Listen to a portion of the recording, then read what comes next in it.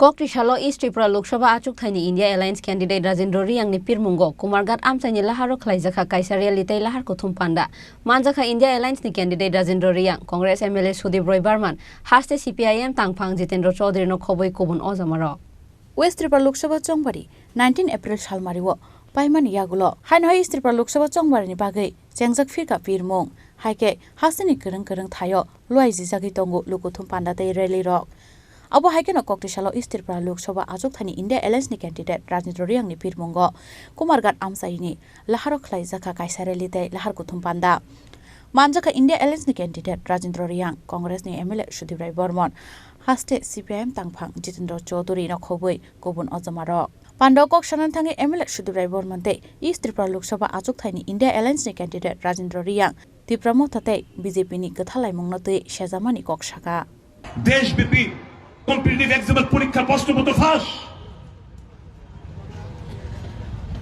যারা বিজেপির কাছে বিজেপি নেতৃত্ব প্রশ্নপত্র ফাঁসের বিনিময়ে কোটি কোটি টাকা রোজগার করছে তাদের কাছে শুধু টাকা টাকা টাকা ছাড়া কিছুই না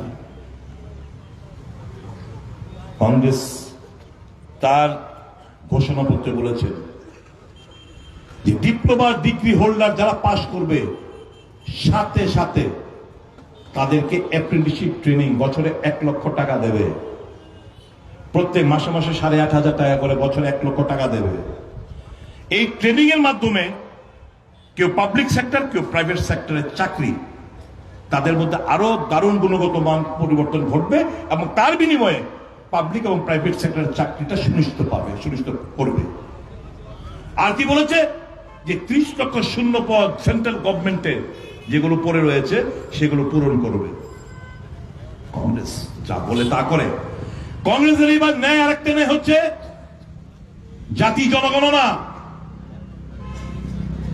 এখানে আপনারা যারা আছেন আমি যদি এরকম হাত তুললেন কেমন এসসি সম্প্রদায় ভুক্ত কারা কারা আছেন হাত তুলুন তো এখানে যারা এসসি সম্প্রদায় ভুক্ত আছেন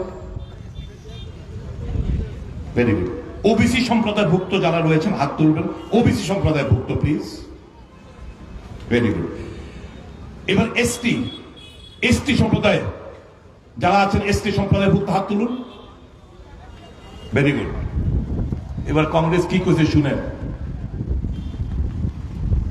কইছে 2011 সালে ডাক্তার মনমোহন সিং কংগ্রেস সরকার যখন ছিল 2011 সালে একটা সোশিও ইকোনমিক কাস্ট সেন্সাস হয়েছিল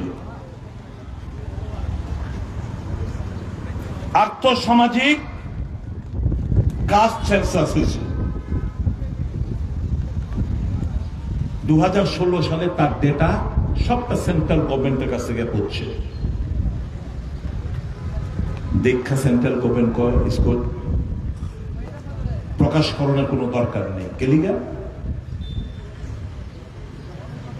প্রকাশ করলে ওই যে 50% যে সিলিং সেই সিলিংটা সুপ্রিম কোর্ট যেটা সিলিং করে রয়েছে সিলিংটা উঠে যাবে রিজার্ভেশন স্ট্যাটাসটা বাড়বে তিপ্রাসা জনগোষ্ঠীর সংখ্যাটা বাড়ছে এসসি সম্প্রদায়ভুক্ত সংখ্যাটা বাড়ছে ওবিসি সম্প্রদায়ভুক্ত সংখ্যাটা বাড়ছে হিস্সাদারি নাই তাদের বিভিন্ন ক্ষেত্রে তাদের হিস্সাদারি নাই এটা বুঝা পাইলে কি করছে জানেন এই যে যেটা নবুক হয়ে গেছে রেল বিক্রি করে দিতেছে প্রাইভেট সংস্থার কাছে দিয়ে দিতেছে এয়ারপোর্ট সংস্থার কাছে দিয়ে দিতেছে বিভিন্ন প্রফিট মেকিং বডি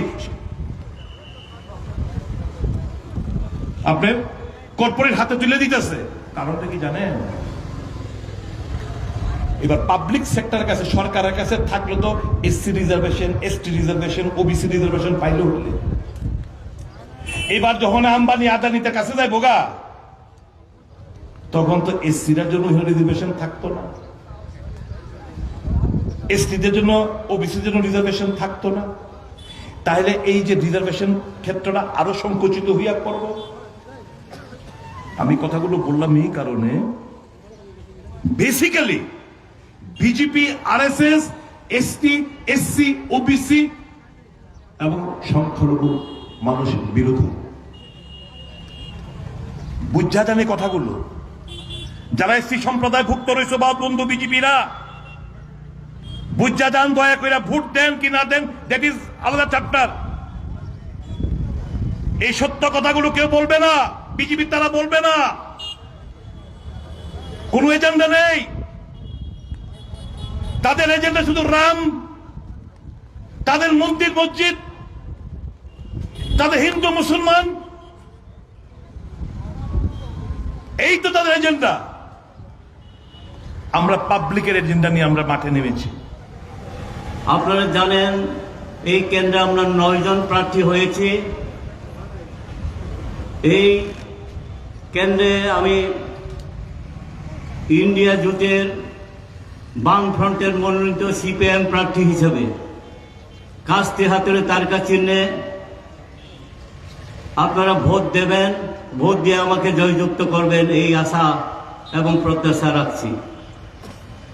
আমি আপনাদের আশীর্বাদ নিয়ে নিশ্চয়ই এই কেন্দ্রে জয়যুক্ত হতে পারবো এবং পার্লামেন্টে গিয়ে যারা খেটে খাওয়া মানুষ, শ্রমিক, কৃষক, ক্ষেত মজুর, জমিয়া, ছোট মাঝারি ব্যবসায়ী, বেকার যুবক যুবতী, ছাত্র ছাত্রী, মা বোনরা সবার জন্য যাতে গিয়ে কথা বলার সুযোগ আমি পাই, সেই ব্যবস্থা আপনারা করবেন।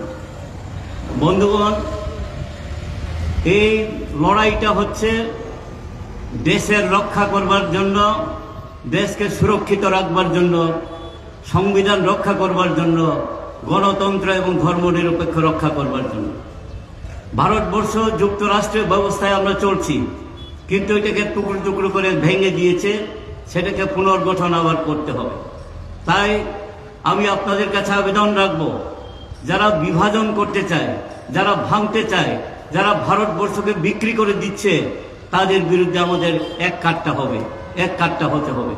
তাই ইন্ডিয়া জোট হয়েছে। এই কেন্দ্রে আমাদের প্রধান প্রতিপক্ষ যে দল বিজেপি এবং তীব্রমথা দল একজোট হয়েছে, কিন্তু আমরা দেখছি যে প্রার্থী হয়েছেন রাজ্যের বাইরের একজন মহিলাকে তারা করেছে, যিনি এই রাজ্যের মানুষের সম্পর্কে কিছু জানেন না এবং ত্রিপুরা রাজ্যের সঙ্গে কোনো সম্পর্ক নেই, এইরকম কে একজন প্রার্থী করে দাঁড় করিয়েছেন। নিশ্চয়ই আপনারা বিবেচনা করবেন যে তীব্রমথা দলের হয়েও সিম্বল কিন্তু ওই বিজেপির সিম্বলে দাঁড়িয়েছেন। তার জন্য যারা তীব্রমথা দল করছেন তারাও বলছেন আমরা এই চিহ্নে ভোট দিতে পারবো না। এটা সারা আমার কেন্দ্রে আমি ঘুরে দেখেছি। যারা বিজেপি করছেন তারাও বলছেন চিহ্ন আমাদের হতে পারে, কিন্তু লোক তো আমাদের না, তীব্রমথা দলের, তার জন্য তাকে ভোট দিতে তারা পারবেন না। তাই আমি আশা করছি এইরকম একটা সন্দেহের মধ্যে থাকা কি প্রয়োজন, আপনারা সিদ্ধান্ত গ্রহণ করুন। আমাদের বামফ্রন্ট এবং কংগ্রেস এবং অন্যান্য ইন্ডিয়া জোটের যারা আছি আমরা ঐক্যবদ্ধ হয়ে এই ভারতবর্ষের যে স্বৈরাচারী তন্ত্র চলছে নরেন্দ্র মোদীর শাসনে, তাকে উৎখাত করতে হবে। এই সরকারকে পতন ঘটিয়ে নতুন একটা সরকার, বিকল্প একটা সরকার আমরা গঠন করতে চাই। যেই সরকারটা হবে গণতান্ত্রিক, ধর্মনিরপেক্ষ, সংবিধান রক্ষা করবার জন্য এবং ভারতবর্ষের সংবিধানকে রক্ষা করবার জন্য সরকারটা হবে। এই সরকার করবার জন্যই আমাদের মূল লক্ষ্য। এই লক্ষ্যে পৌঁছবার জন্য আপনাদের সহযোগিতা চাই, আপনাদের আশীর্বাদ চাই। নিশ্চয়ই আপনারা আশীর্বাদ করবেন এবং সহযোগিতা সাহায্য করবেন, এই আশা সবার কাছে রেখে সবাইকে আবারও অভিনন্দন, শুভেচ্ছা জানিয়ে আমি আমার কথা বলে এখানে শেষ করছি। সবাইকে ধন্যবাদ, নমস্কার, ইনকলাব জিন্দাবাদ। আবু হাইকেন হাসতে সিপিএম নি তাংফাং জিতেন্দ্র চৌধুরী হাইন হাই পান্ডব কগনা রাখা তাদের ফ্ল্যাগ পোস্টার রাস্তাঘাটে গড়াগড়ি, ড্রেনে গড়াগড়ি খাচ্ছে। তাদের নেতারা পঙ্গপালের মতো করে হেলিকপ্টারে করে সারা দেশ বেড়াচ্ছে। কোত্থেকে টাকাগুলো আসে, কারা টাকা দেয়? ইলেকট্রাল বন্ডের মাধ্যমেই তো।